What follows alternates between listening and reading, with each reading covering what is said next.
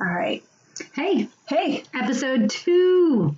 Episode 2 of the Pause Button 2.0. I'm Anita Brown. And I'm Jill Johns. And we are here to upgrade your self-care. We are. Today we're talking about saying no. No. And we're going to try to keep it at, 30 minutes. We're going to try. This is a long conversation. All right, so let me get rid of us so we don't have to be subconscious. Good. Okay. All right, so why is episode 2 about saying no, do you think? I think, it sets up boundaries. Mm-hmm. That's a big part, It is. I think. I don't know. Why do you think? It just seems like an important thing to be able to say. It is. It's one of the things in interviewing a lot of the people setting up for this was there's so much shame and guilt around saying no. Did you just plug and go, oh, no. No, I'm good. I'm good. Hold, I'm good. I'm good. Now we're Let's even. just have our drinks. Okay. Let me have my coffee, my cold coffee. Okay. And I press pause. Mm-hmm. And our press pause paraphernalia. I was just laughing about how many press pause things we have. And if you'd like Surrounding some, us. we'll probably sell some on our Facebook page or website. But We're going to get it together. Sure. All right, sorry. That's all right. Back to you. All right, No, back to you. saying no. Shame, guilt, boundaries are probably some of the things we need to talk about with saying no. I think so. Let's do it. All right. So what stories did you think about when you were prepping for this episode? My story really begins when I was like 24 or 25. Okay. I actually read a book called When I Say No, I Feel Guilty. Mm-hmm. And it was a really good book. And I don't know who wrote it right now. It was an important book for me to read because it was never even a concept of like you have a choice or something. And so there was a lot of important information in there for me. And it was like a starting point, and it didn't necessarily make that much of a difference in my life at that point. Like, my 40s, I was still learning how to say no. Right. But it planted the seed. Yes, that there was an option. There's an option out there to say no. Mm-hmm. Yeah, I think I was taught it's not yes or no, it's how. And so I always had been figuring out the how, the problem solving, the figure out how to be able to do everything. How can you be perfect at everything you do? So it's not about saying no to anything ever. It's just about saying yes to everything and then figuring out the technique for doing the everything without completely exhausting yourself. And that didn't work very well. When did you start to feel like saying no was a thing and that you could do it? That's an interesting question. Probably the biggest no was deciding to end my first marriage, where no was an option. No more, done, without having to explain it, justified. It was really the first time in my life that I said no and stopped something and didn't apologize to people or explain to people why I did it. And so many people wanted an explanation. They wanted the dirt. They wanted the behind the scenes of how I got to that point. But for me, it was just a straight up no. And the why didn't matter. And I never felt like I needed to explain to anybody what the why was. That's my first, and that's a big decision, right? So it would have been maybe nice to practice this saying no thing on some of the smaller things in my life. But that one at least had the magnitude that I felt like for the first time that I could actually say no to something and stop something that wasn't serving me. But there had been times maybe when you felt like you should say no. Oh, I think there was a lot. I mean, so the shame and the guilt piece before that around knowing that there were times in my life that I should have said no, that I didn't say no, and then I had so many regrets, like I should have said no, or I shouldn't have said yes to this. But now here I am, I've said yes to it, so my integrity is going to require me to see this through to the end. Too many of those to count. How about you? How about me? What? The question? Yeah, about having, like, when was the first time you said no? Oh, God. I don't know. I know most recently when I was faced with saying no again in my life, and I realized how anxious I was about it. Like, I was really like I wanted to cry because I wanted to say no to something. And I was so afraid of the ramifications of what that no was going to mean. Well, and I think that's really true. Just this week, 2 days ago, I had committed to an event, so I'm the local breast patient navigator. So whenever, it's October, and so everything happens in October when you have breast cancer. And so there was an event that on Wednesday got scheduled for Thursday. And when the invitation came out on Wednesday, I was like, yes, I want to go. And then by the time Thursday rolled around, the weather changed. Unexpected events came up in my day on Thursday, which made me feel a little bit more depleted. This event wasn't starting until 7:30 at night. And so on the way to the event, I said to my husband, I really don't know that I want to go, but I really feel like I should go. Like I said yes to going to this thing, and now it's time for the thing, and there's people there, and they expect me to do something. They expect me to be there. And so he's like, well, what do you want to do? And I really wanted him to just say, yeah, you're right, Jill, we don't have to go. Let's go home. And instead he deflected back to me and said, it's your event. You need to decide whether we're going or not. So we pull into the parking lot, and I went back and forth between, I really should go. I really don't want to go. I really should go. I really don't want to go. I really feel guilty. I don't want to go. And finally we didn't go. And that gut blow that you're talking about, that feeling, that pit in my belly, it was like, oh my gosh, people aren't going to like me. People are going to, say that I don't have follow through. There's going to be all these things that people are going to say. And he and I ended up going somewhere else and having a great evening, and it was wonderful for us. So the outcome was fantastic, and I had so much guilt. And then the next day I got texts from people that were like, oh, we missed you, but hopefully you had a good evening. So they weren't even wrapped up in whether I came or not, but I was so worried and so nervous about it. And I was proud of myself for saying no and having this other fun experience. But man, the amount of energy that led up to being able to just say no and let go and walk away from it was really paralyzing. Yeah, I think there was a time in my life when it was like before the awareness of how much anxiety I have about saying no, and then the awareness of how much anxiety I have about saying no. Because I might still have anxiety about it, but at least I'm aware of it, so I know what's going on there, and I can make the decisions to still say no, and then process that or feel better about it. Like you're saying, you felt better. I did. We had a great time. Like I don't know what the experience would have been like had I actually gone. It might have been a wonderful experience too, but what I did in lieu of that experience was exactly what I needed for self-care at that moment for myself. And it was exactly what my husband and I needed from an experience together. And so I'm so grateful for the experience that I got to have in lieu of this experience that I was shaming and guilting myself into thinking I needed to go to. So yeah, just kind of, re-experiencing that as a reminder of it. By the time I actually got to the no and stepped away from the activity, it was really freeing. It felt really good. I remember a meeting at work. Basically, it was like when I really noticed how much I wanted to say no and how much anxiety I felt around it. It was my boss had called a meeting for me at work at a job I had years ago. And it was during a time when it was a break in my day that I don't like. So I wasn't normally at work during that time. And it was my time to be maybe with my kids. And so for her to call the meeting at that time, I kind of felt like, well, I have to say yes to it because she's my superior and whatever. But it's like, that's not my time to even be at work. I'm going to have to leave my kids and go to this meeting. That's probably not even going to be 15 to 20 minutes.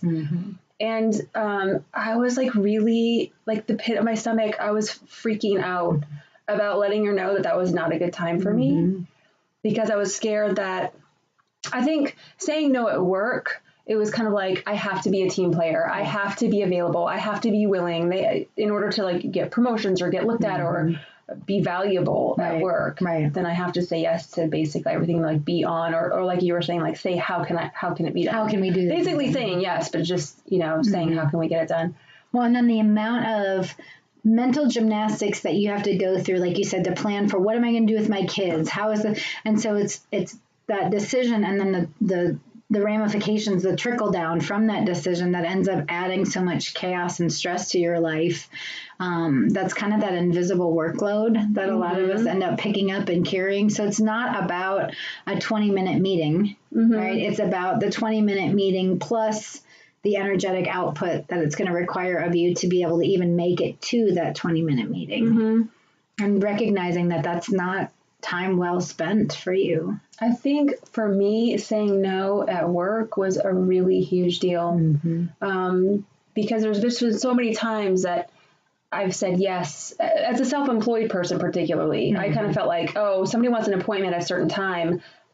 I want that to be family time, but if that's my only appointment that day, I have to take it to make money. Yes. So, or if I was really busy all day and then somebody's calling for an emergency appointment, and if I say no, how's that going to make me look as a practitioner or whatever? And so I feel like my family got shit on the most. Of course. By me not being able to say no to work things.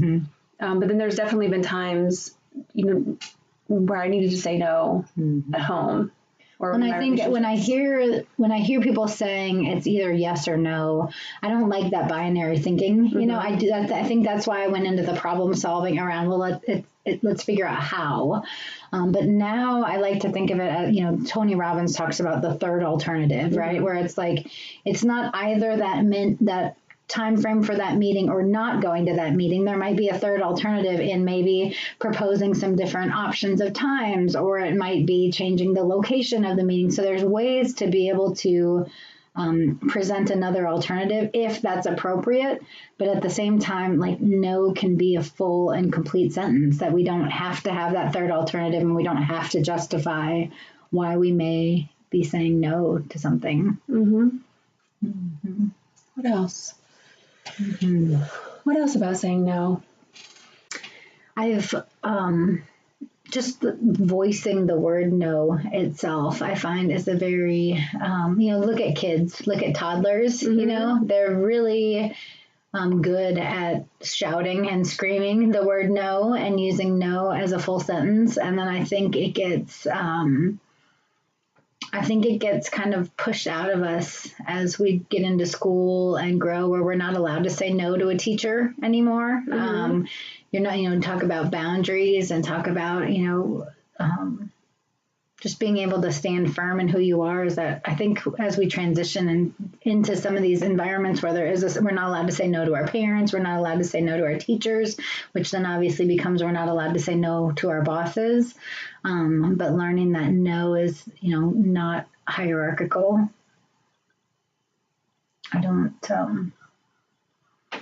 I want us to be able to practice being able to say no, regardless of the positional power of the person that we're saying no to. And as women in particular, I think, we don't have a man on the panel to give their 2 cents worth, but I think it's a women in particular say yes a lot more than what men may or may not say no to. What about friends? Was there a transition or anything ever with friends?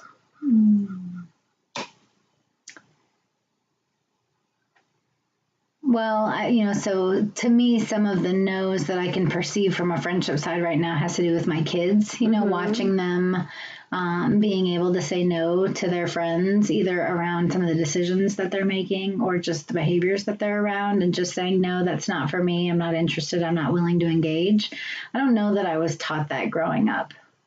I really don't feel like I was given the practice or the verbiage to be able to say no to friends growing up. I don't think I was. I mean, I don't think I learned that at home. I mean, obviously, or else I would be able to say no and not be like 40 years old and still anxious about saying no. But I have noticed that if I would say no to friends too many times, like them inviting me out or doing whatever with them, if I felt like I'd been saying no to too many invites, then I kind of felt like I have to say yes at some point. They're going to get sick of me saying no, and they're going to stop calling on me. And so I have felt like some sort of a pressure Okay. to say yes to things when I really didn't ever feel like doing that, you know? Mm-hmm. So I think also it must mean that the activity wasn't aligned with what you needed based on the type of activity. Right, or the time of it, or whatever. Like I had a friend who would text a lot about going for walks, getting together at a time when like it wasn't good for me. Right. It just wasn't. And the thing is, like, we probably just didn't have good schedules to hang out on a regular basis, but it was kind of like this regular basis request of, hey, let's get together. Can you do it in the morning? I was like, no, I can't do it in the morning. But the request would always come. So I kind of felt like I was always saying no.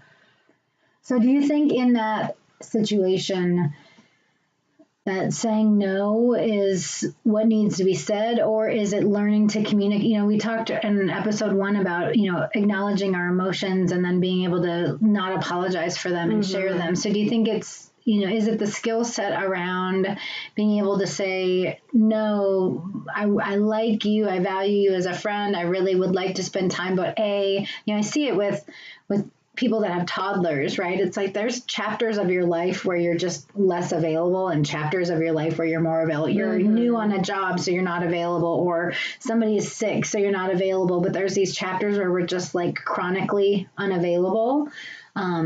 But you don't want to lose friends during that time. So how do you have the conversation with a friend that, you know, you like and say, I like you, I value our friendship, but right now I just don't have the capacity, and I definitely don't have the capacity in the morning, but it's not me rejecting you as a friend. It's just me not being able to take on this additional activity. Yeah, I think it comes back to our conversation from episode 1, because what we talked about a lot was acknowledging our emotions. And part of it is like acknowledging our needs. Yes. Right. And so being able to even be aware of what we need and realize that it's not the friend, it's not the whatever, it's the time, or it's the, you know, I need type of activity. Yeah. It's like, it's those things. And like, that's not what I need. And so I don't need to go do it. Being aware, I wasn't aware. Right. I mean, I just wasn't aware. Like that this activity, you know, there are activities for me that just by the type of activity are depleting to my energy. And I think those are really unique to me. Like what depletes Jill's energy or what bolsters Jill's energy. And so if I'm feeling depleted already and someone asks me to do an activity that's a depleting activity for me, I shouldn't do that because it's going to deplete me even more. And then now I'm going to be at that like critically depleted level.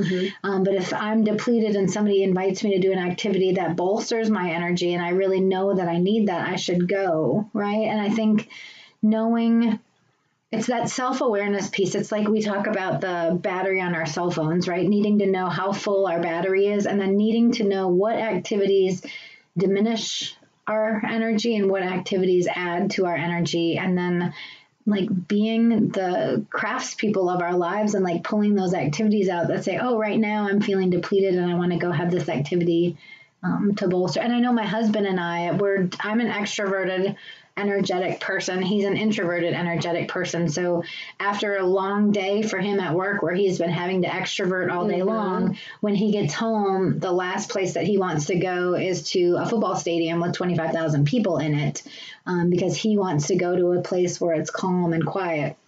I know for me, if I've been home and working alone all day long, like that has depleted my energy. And so I want to go to a place where there's chaos and energy, so that I can replenish a little bit. So I think it's about knowing what depletes you and then what type of activity you need at that moment. It all comes back to awareness. Of course. Really. Yeah. When do you feel like you started to be aware then?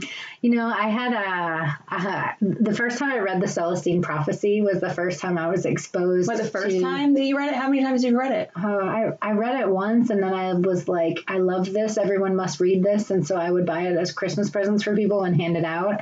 And then that ended up shifting to like the Abraham Hicks stuff in the conversation. But like the Celestine Prophecy book was what started my awareness that energy is not like just a science thing, but like a biological thing. And I remember being I came home from college and I went to a local bar, and I had dated someone for a long time when I was in high school, and I ran into him at this bar, and we weren't dating obviously anymore. And as the conversation went on, I watched how he like slumped his shoulders, and then he ended up sitting down at a chair, and then he ended up like putting his hand on his elbow. Like I could watch like the energy out of his body deplete. And as his energy was depleting, I was feeling like more and more energetic. So I felt like I was like sucking his energy out of him, and it was like filling me up. But it was the first time that I physically saw that exchange of energy between humans. And it kind of like planted that seed in me of like, oh, this book that had been talking about that kind of thing actually just played out in front of me, and like words don't teach, but actions do, right? Kind of thing. It was like, oh, so then I started to like be aware of my own energy depletions and expansions, and like what people and what situations did that to me. So probably when I was like 19. Oh, that's a good age to have an inkling of something going on. Yeah, but then I think I leveraged it for a little while, and then got completely sucked into the swirl of life and jobs and marriage and parenthood and toddlerhood and divorce and all that kind of stuff that I forgot all of that, and then was just reignited with it 6 or 7 years ago again. But I'm glad that it's back in my life, because it's really been understanding the energetic impact of things on my body has been really critical to my self-care journey.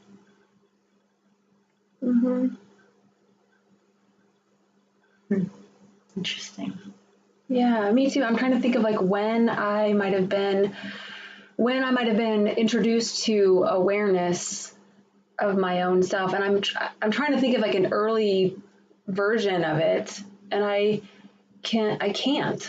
Like, I can really think of the most recent time when I really needed to be aware and honor. I guess the thing is, like, I might have been slightly aware of what I needed, but I was so used to just saying yes to everybody else, and I guess no to myself then, that it like didn't matter. It's like it was like whatever I need, it doesn't.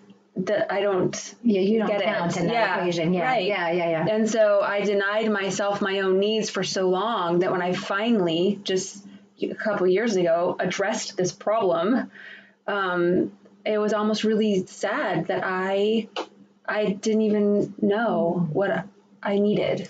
Well, and I think when I was doing the press pause interviews with breast cancer survivors, I had made the assumption that it was the breast cancer diagnosis that awakened in people this need for self-care, right? But it turned out to be, for most, almost everyone actually, that wasn't the like tipping point for them when they realized it. Now, maybe what they had done up to that point led to that disease for them. But it seemed to me like everyone else that I was speaking with had some other moment. Like I kind of socially exclaimed that breast cancer was my wake-up call and when I needed to learn to start taking care of myself. But I use that as the excuse because it's socially acceptable. Like people can look at me and say, oh, of course, when you got breast cancer, that was the aha moment for you to start engaging in self-care and self-awareness. I don't say to them, oh, yeah, that was when I was in an abusive relationship when I realized I needed self-care, because we just don't talk about some of those negative traumas. We don't talk about them, but those, like the huge events or the huge experiences are typically the socially acceptable times to take care of yourself. Yes. Somebody that's got chronic illness, right, that every day needs to take care of themselves or like monitor the spoons that they have. It seems like as a society, we look at them more as like they can't get your shit together. Yeah. Like you just like pull it together and make it happen. But it's also it's the buildup of the gradually then suddenly, right? So like the grain of sand in your shoe that turns into the blister. So you got to take care of the grain of sand. It's like, I don't want people to wait till breast cancer or a heart attack or divorce or getting laid off from their job to have the awareness of, oh, I need to set some boundaries. Oh, I need to start saying no to things. Oh, I need to have a regular self-care practice. We need to plant the seeds, or I wish someone would have helped me plant the seeds way earlier in my life to see me as, oh, wow, look at, you're a young mother with this baby and you look exhausted, what are you doing for self-care? You don't have to be on every committee. You don't have to go to every play date that you're invited to. You don't have to go to your parents' house for Thanksgiving. Like, you can say no to your mother-in-law, and you can not go, to Christmas that weekend. You can say no to these things if it's what you're needing right now. Because again, it's all these are like individual decisions that can really change your self-care and your self-awareness, I think. Yeah. So you bringing that up, that's making me think of like actual practical application of saying no. I think that's an important thing to talk about. I agree. Because it's one thing to say, like, yeah, it's hard to say no when you do it, it's better or whatever. But really talking about those instances when you have small children and there's expectations of you, to be able to say no to those expectations. Well, and I also think that it's no for now, right? Like, one of the examples that comes to mind for me is, so my husband and I are a blended family, right? So there's a lot of complexity that goes into that. So there's worrying about, what we want to do with our whole family unit, with all 6 of us. And then there's taking into consideration what our children need to do with their other parent that's not part of us, who have their own dynamics. There's also taking into consideration my family, and taking into consideration my husband's family, and taking into consideration my ex-husband's family, whatever. So there's all these moving parts and people. And then there's also like the age of the kids and the journey of where I was professionally. But there were maybe about, I can't remember how many years ago now, but there was a holiday season that came around where my battery was in the red. I was exhausted. I was exhausted from work. I was emotionally exhausted from what was happening in my personal life. And I had to say no to my mother-in-law for an invitation that we got. And it was really painful for me to say no, but it was like critical to my success, right? Like, I had, like, if I didn't say no to this event, like, I was pretty certain that I might like go over that threshold of like no return. And so I said no. But in my mind, I was saying no for now. I was saying no to this experience, no to this particular invitation, no because of X, Y, and Z reasons, but just no for now. And the ramifications of that were long held. There's a lot of bitterness. There was a lot of animosity. There was a lot of frustration, I think, on both sides of the equation for having said no punctually at that one point in time. That was pretty painful. So I wish I would have had the support or the language back then for somebody to come and put their arm around me and say, Jill, it was okay that you said no to that. Like, you needed to say no, and you're actually allowed to say no a lot more than that one, just to be able to keep yourself healthy. So I really think giving permission to people to say no is something they just need to hear. I need to hear it myself, even on a regular basis. I do too. Part of what helped my transition when I became aware to like actually start doing self-care things for myself was having a community. And it's an online community, but also a good group of friends, right? So here, but having a huge group of strangers basically saying, you don't have to say yes, like, yes, exactly. However you just handle that, like spell it out online is like, that's exactly fine. Right. Because that's what you need. Right. Period. And nobody else can determine for me what I need. Right. But I have to know what I need and then feel safe and confident and comfortable in saying what, and I can try things on. Like, I can say no to something and say, oh, well, maybe I could have or should have gone. Or I can say yes to something and in my mind say, oh, I knew I wanted to say no to that, but I didn't. But next time that situation presents itself, I am going to say no if I'm still feeling the same way. It's like the whole, like, just in general consent conversation is that I can say no today and yes tomorrow and then no again the next day and then yes the next day. And it doesn't mean that because I say yes today that I have to say yes forever. And it doesn't mean that because I say no today, it doesn't mean I can't say yes tomorrow. I like the idea of being able to situationally say yes or no, like flipping the switch, yes or no, just depending on how I am feeling today. And be able to do that to your kids. Yeah. There was something else when you were talking, I was thinking of, and now I don't have it. But look, we're at 30, so I don't need it. Yeah, maybe it's going to come up for the next episode. For another time. So what I heard us say today was really, no is a complete sentence. Knowing when to say it is situational and personal. It starts with awareness. I mean, no starts with awareness of what we need at any given time. Perfect. All right. That was fun. Yeah. Okay. All right. Let's stop this camera. Bye.